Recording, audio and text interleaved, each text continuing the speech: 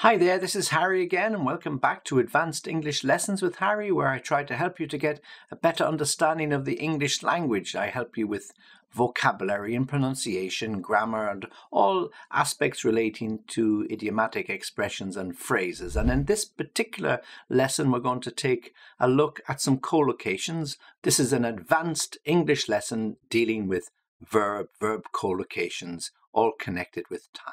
As always, I'm going to go down through the list with you. I have 12 related, time-related collocations, and I'll give you an example as to when you might use them. Number 1, allocate, to allocate time. Well, we allocate time means we give over a certain amount of time to some activity.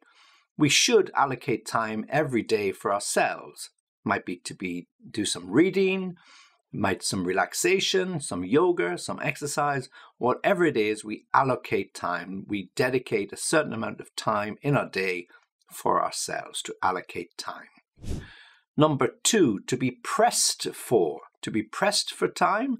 To be pressed for time means not to have a lot of time, not to have time to do something you'd really like to do, or indeed, if somebody asks you for some minutes to talk to you about something, you say, well, look, I'm a little pressed for time at the moment. Could we do this tomorrow? Could we do it later? Could I call you? Send me an email and we'll set up an appointment. Okay, so when you're pressed for time, it means you really don't have a lot of time available. Either you've got some deadline to meet, you've got some meetings, you've got to do something, but you are just overall pressed for time. You're being asked for many different people looking for part of your time, and you can't help everybody, so you're pressed for time.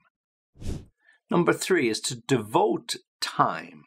He loves to devote time to his family. His kids are at that age when they need time with their father, to go out and play football, to take them to the park, simple things like driving them to school. So he will always try to devote time to his family during the week, not just at the weekends. So we devote time means we pick a certain amount of time only for some activity and nothing else. Yeah, he devotes his time to helping charities. He's now retired. He's got a lot of time on his hands, so he devotes time to his favorite charities. So he helps them to fundraise. He helps in the soup kitchens to feed the homeless. Whatever it is he does, he devotes time, or she devotes time to that particular activity. Number 4, to find time. I don't know where you're going to find the time to do all of this study that you've promised. Children, they always promise they're going to do more and more study in advance of the exams. And the parent might ask, I'm not so sure where you're going to find the time. You're going to have to stop some of these other activities, stop playing computer games, give up the sports or the gym or going out with their friends so often, just until the exams are over.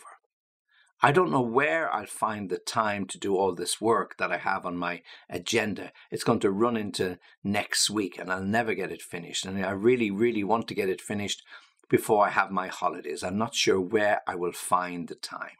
Or somebody might just simply say to you, you'll have to find the time because you know best, you know what has to be done, so you will have to find the time to do it, okay? Number 5, to free up time. Well, we may be busy, we may have lots on our plate, we may have lots on our agenda, but this other aspect, this other problem needs to be dealt with. So we're going to have to free up time. We're going to have to cancel something else, move something else, change something else so that we can free up time. So you might get an email from your good client and they really want to see you. And you say, well, look, I'm busy in the next couple of days, but I'll tell you what I'll do. If it's really urgent, I'll free up some time. So tell me what suits you and then I'll make room for you in my agenda. So that's exactly what you do. You find out what time the client wants to meet you, 11 o'clock on Wednesday. So you cancel the meeting you had at 10:15, 10:30, 11:15, 11:30, so you can free up time so that your customer, your client, can get his problem looked at and the others can be moved out by a day or 2 days. So you free up time, you make time available. Number 6, to invest time. Well, when you invest time in something, it's usually to gain some benefit, to invest time in your education, to invest time in your studies, to invest time in planning your career. All of these are ways in which you can improve your situation for the future by investing time.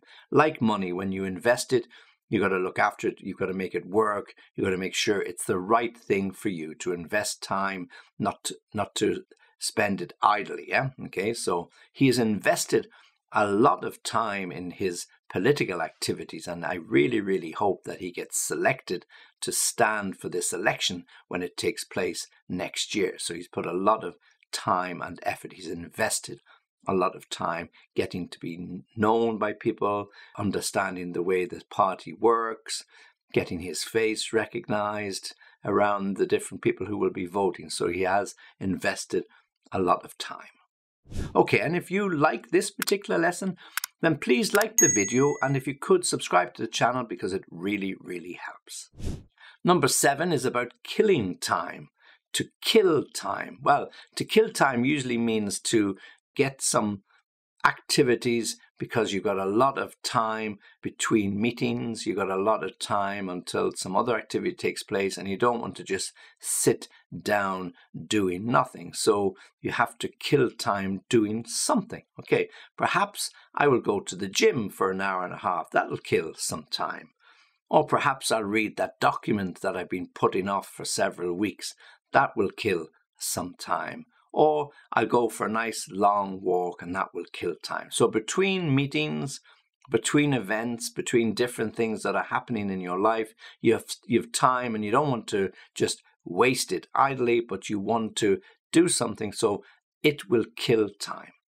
You could be delayed in the airport because your plane has been hit by bad weather or some technical problem, and there's an announcement comes across the tannoy system which says, unfortunately, we regret to inform you that the flight T106 to Toronto has been delayed and is now not expected to depart until 4:45. So you've got 3 or 4 hours extra you have to try and kill.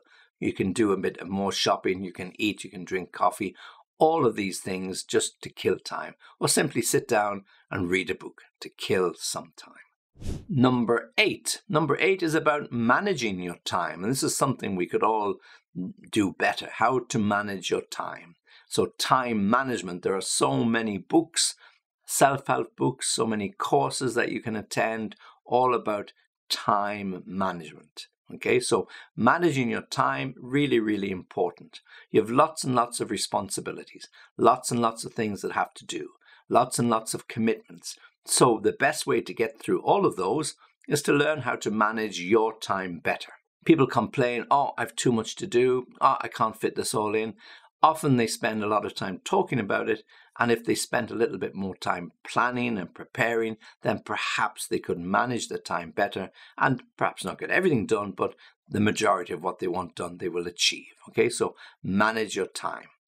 So the boss will tell you, oh, I keep asking you to get these documents completed by deadlines. You always miss the deadlines.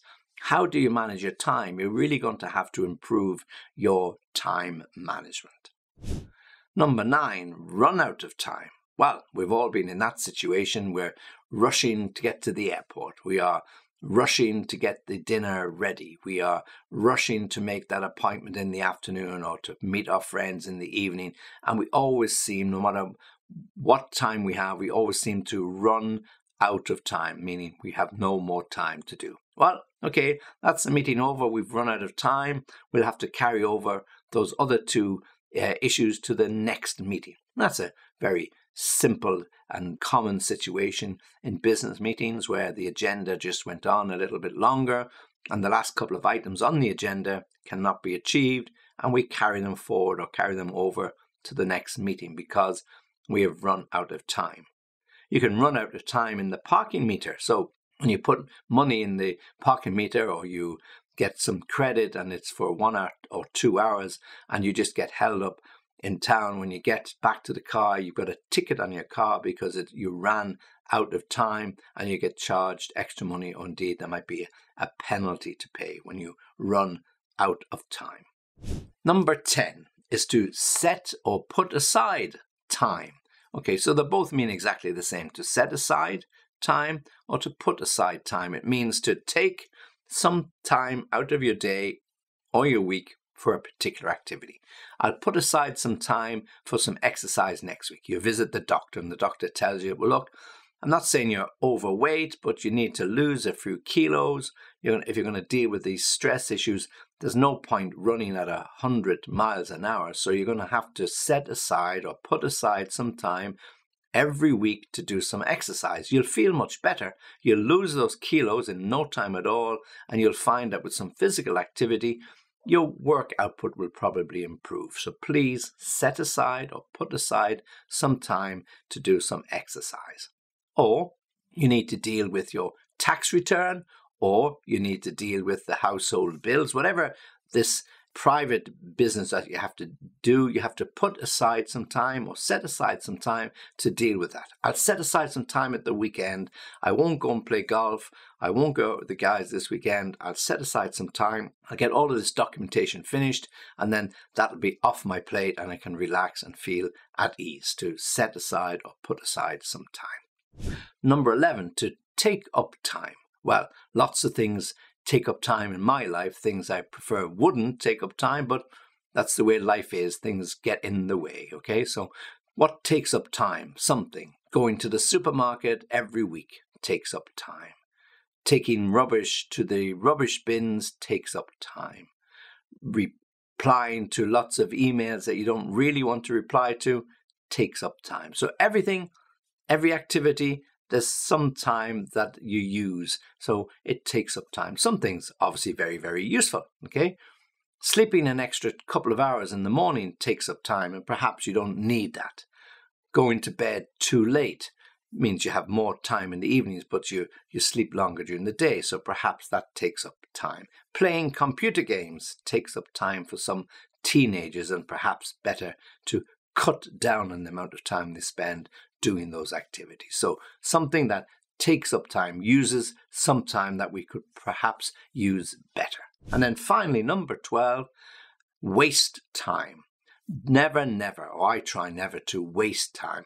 I don't mind spending time on different activities. I don't mind putting aside time for different activities, or something takes up time. But what I really, really hate is when I waste time. Waste time not knowing what to do. Waste time trying to reboot my computer because something happened. Waste time retyping an email that I forgot to save. Whatever it is, people don't generally like to waste time, because time, after all, is really, really precious. So when we waste time, we spend it idly, or we spend it thinking, or without proper planning. So again, if we manage our time better, then perhaps we wouldn't waste our time. So waste time. Okay, so they're the 12 verb collocations. As I said, they're really, really useful for those of you who are considering using or doing CAE exams or any proficiency exams, because they're the sort of phrases that you can use in your spoken English or indeed in your written English. So I'll just run down through them one more time quickly. There are 12 of them. 1, allocate time. Be pressed for time. Devote time. Find time for something. Free up time. Invest time in something. Kill time. Manage time better.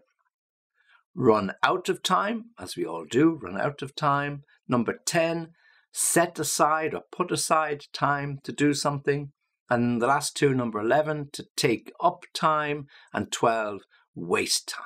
Okay, so keep practicing those. Try and use them and see the situation when you can use these verb collocations dealing with time. And if you have any questions, come back to me, www.englishlessonviaskype.com. I'll happily help you and give you some additional examples. Okay, this is Harry saying thank you for listening and watching. Join me for the next lesson.